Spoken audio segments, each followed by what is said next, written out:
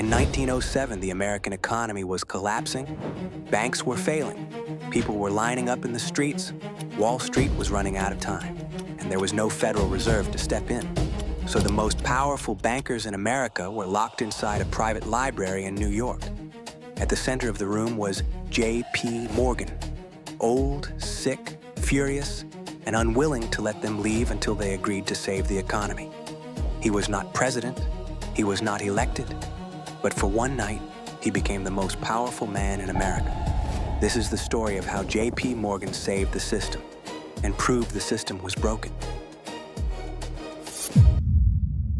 By the early 1890s, J.P. Morgan was already one of the most powerful financiers in the country.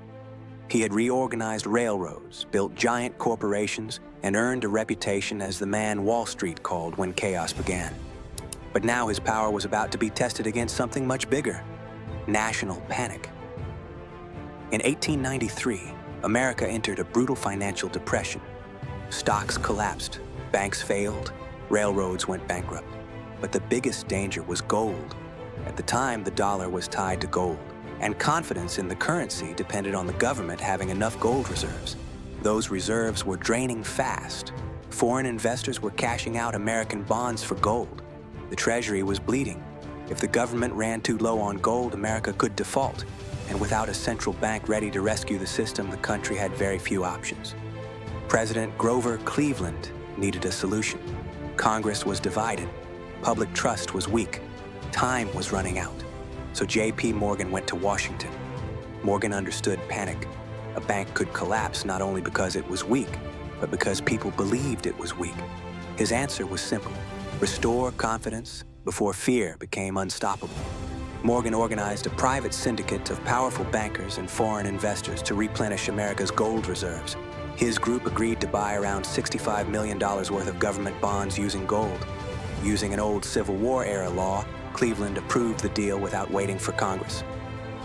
The market calmed. America avoided financial disaster. Morgan had helped save the United States from collapse, but he also made a profit. To some Americans, he was a patriot who acted when politicians could not. To others, he was proof that Wall Street had become too powerful. He had solved the crisis and revealed something dangerous. America's financial system was too dependent on private power. And then, in 1907, the problem returned. This time, the panic began after a failed attempt to manipulate the stock of the United Copper Company. The scheme collapsed, and fear spread through the financial system. Trust companies came under pressure. Banks began to wobble. Depositors started lining up to withdraw their money. In a banking panic, fear can become more dangerous than reality. If enough people demand their money at once, even a healthy institution can be destroyed. Soon, people wanted cash. Banks wanted protection. Everyone wanted someone else to act first. The system was freezing. President Theodore Roosevelt had built his reputation challenging men like Morgan. But this crisis was different. The panic was moving fast, and the government did not have the tools to stop it alone. So once again, America turned to J.P. Morgan. By this point, Morgan was around 70 years old. He was sick, exhausted, and fighting a terrible cold. But when the panic spread, he moved like a commander in war. He summoned the country's leading bankers and financiers to his private library on Madison Avenue. This was not just a meeting. It was the emergency command center of American finance. Inside that library, Morgan forced the most powerful men on Wall Street to confront reality. Some institutions were too weak and would fail. Others could still be saved. The question was, who would provide the money, how much they would provide, and whether they would act before panic destroyed everything. Morgan and his associates injected huge sums of money into struggling institutions so they could meet withdrawals and calm depositors. But he also demanded discipline. He did not want blind rescue.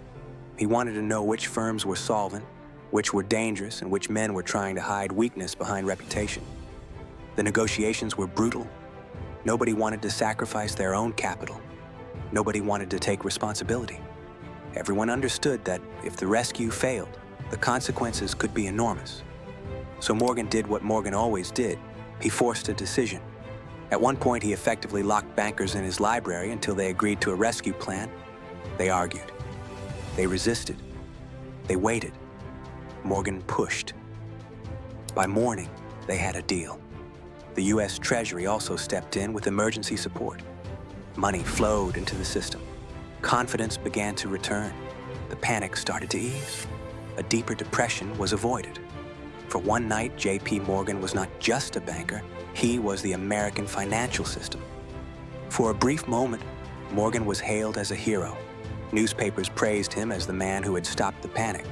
The old man with the cold, sitting in his library and forcing bankers to act, had done what the government could not do by itself. But the praise did not last. Once the panic faded, Americans began to ask a very uncomfortable question. How had the country become so dependent on one private citizen? Morgan had saved the system twice, but that was exactly the problem. If the next crisis came without Morgan, who would save it then? Public anger toward Wall Street was rising. To critics, Morgan represented the money trust, a small circle of bankers and financiers who could influence railroads, steel, utilities, credit, and even the national economy. Eventually, Morgan was called to testify before the Pujo Committee, which investigated the power of Wall Street and the so-called money trust. Morgan had spent his life believing that strong men brought order to weak systems. But now the country was asking whether that kind of power had become too dangerous. The issue was no longer just whether Morgan had helped America. The issue was whether any private man should ever have that much influence over a public economy. That question helped shape the future of American finance. The Panic of 1907 exposed the weakness of a system without a central bank. It showed that the United States needed a permanent way to respond to financial crises, an institution that could provide liquidity, stabilize banks, and act in emergencies without depending on one aging financier. The result was the movement toward the creation of the Federal Reserve. Morgan would not live to see the full consequences. On March 31st, 1913, J.P. Morgan died in Rome at the age of 75. Later that same year, the Federal Reserve Act was signed into law. America finally created the central banking system that would make it less dependent on private rescuers like Morgan. And that is the strange legacy of J.P. Morgan. To his defenders, he was the man who stabilized industries, rescued the economy, and helped build modern America. To his critics, he was the symbol of unchecked private power, a banker so influential that even presidents had to rely on him. Morgan brought order to chaos, but he also showed how dangerous it is when order depends on one man. He saved the system, and by saving it, he proved the system had to change. For more stories about the people who built empires, shaped history, and changed the world from behind closed doors, subscribe to the channel.